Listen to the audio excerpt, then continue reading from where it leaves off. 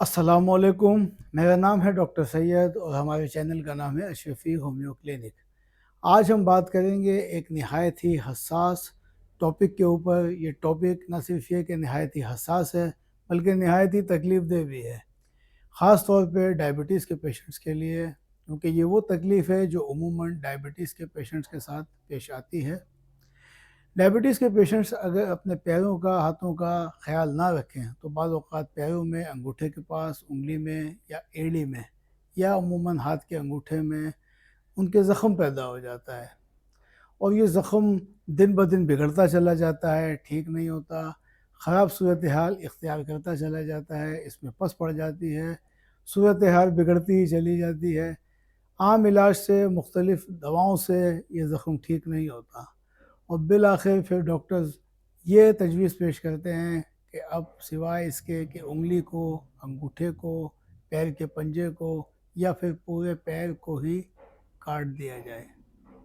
अब आप ये बात सोचिए कि सिर्फ ये सोच के जब हम तकलीफ़ महसूस कर रहे हैं तो उस शख्स के ऊपर क्या गुज़रती होगी जिसके साथ ये वाक़या पेश आता है, ये सान्या पेश आता है। सिर्फ ये सोच के कि जिस्म का कोई हिस्सा, उंगली, अंगूठा या फिर पूरा का पूरा पैर ही उसके जिस्म से अलग कर दिया जाए। इस तकलीफ़ का इलाज जब सिर्फ ऑपरेशन ही रह जाता है तो अब हम जायज़ा लेंगे होम्योपैथिक सिस्टम ऑफ मेडिसिन में कि किस तरीके से हम उसके पैर की उंगलियों को या फिर पूरे पैर को या हाथ के अंगूठे को कटने से बचा सकते हैं। इस पे बात करते हैं। इसका अगर जायज़ा लिया जाए तो इसके 3 स्टेप्स हैं।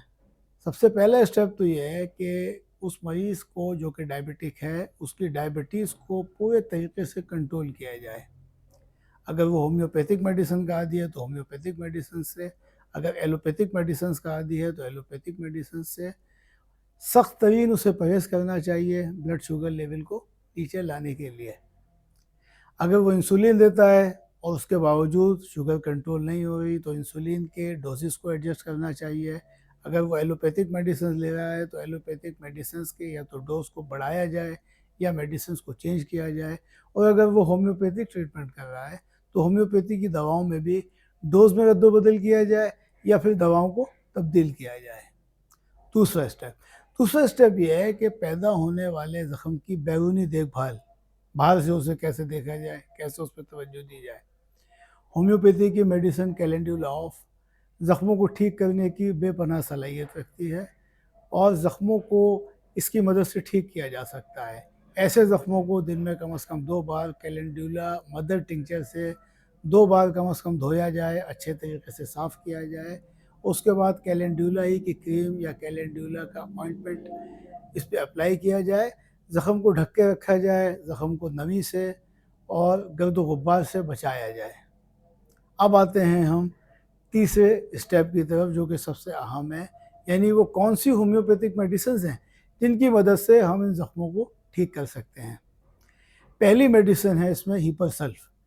हीपरसल्फ़ तकरीबन होम्योपैथी से जो लोग वाक़फ़ियत रखते हैं वो जानते हैं कि होम्योपैथिक मेडिसिन में हीपरसल्फ़ को ये अहमियत हासिल है कि वो न सिर्फ ये कि पस को बनने से रोकती है बल्कि जो पस बन गई होती है उस पस को निकालती भी है, ख़ारिज भी करती है और पस को खुश्क भी करती है।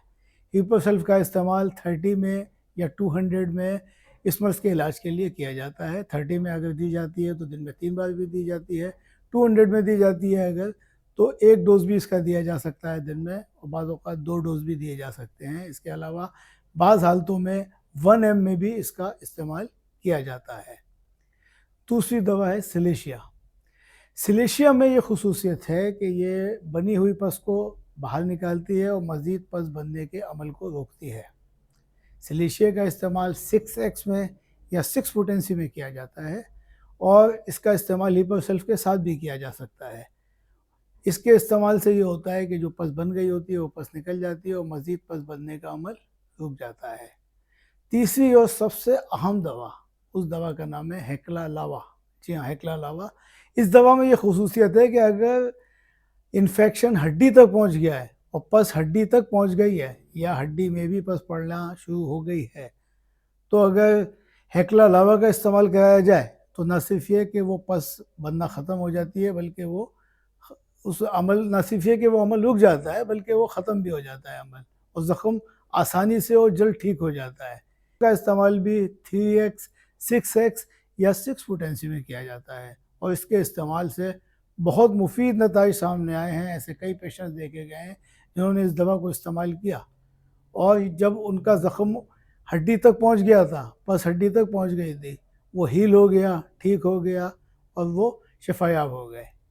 इसके बाद चौथी दवा है कैलेंडुला। इसका ज़िक्र हमने पहले भी किया है, लेकिन वो है कैलेंडुला मदर टिंचर और यह है कैलेंडुला की पोटेंसी जो कि 30 में इस्तेमाल की जाती है। कैलेंडुला को अगर 30 पोटेंसी में खाने के लिए दिया जाए तो इसका फ़ायदा ये होता है कि ये ज़ख़म को जल्द और आसानी से ठीक करती है, हील करती है, हीलिंग का अमल तेज़ हो जाता है। हीलिंग का अमल तेज़ होने से होता ये है कि वो ज़ख़म उसके साथ अगर हीपर का इस्तेमाल किया जाए या ग्ललावा का इस्तेमाल किया जाए तो ज़ख़म आसानी से ठीक हो जाता है, जल्द ठीक हो जाता है। ये होम्योपैथी की वो मेडिसिन्स हैं जिनको अगर इस्तेमाल किया जाए और हिफाजती इक़दामात जो बताए गए हैं सफाई के, उन पे अमल किया जाए तो किसी शख्स का पैर, अंगूठा, हाथ या कोई भी जिस्म का हिस्सा कटने से बचाया जा सकता है। वीडियो अगर पसंद आई हो तो इसको लाइक कीजिएगा, शेयर कीजिएगा। शायद इस वीडियो की मदद से किसी शख्स का कटने वाला हाथ का, पैर का अंगूठा, पैर का पंजा या फिर मुकम्मल पैर बचाया जा सके। मिलते हैं किसी अगली वीडियो में। अल्लाह हाफ़िज़।